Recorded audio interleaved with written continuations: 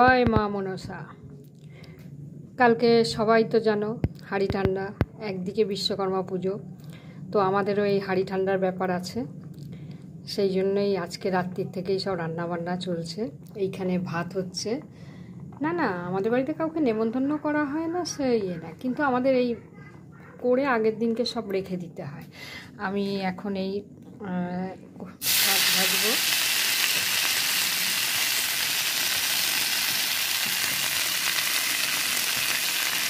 একটু মা মনসাকে নিবেদন করে স্মরণ করে আমরা এই দিনটা পালন করি, খুব আনন্দই লাগে। তো অন্য সময় কি হয়, মাছ ভাতগুলো রান্না করি, কিন্তু কালকে মায়ের একাদশী পড়ে গেছে, তাই জন্য এই ভাত করে রাখছি আর শাক ভেজে রাখছি। আর পাড়াতে সব ফুলুরিতে চপ সব ভাজা হয়, সেই তুলে এনে কালকে প্রসাদ গ্রহণ করব।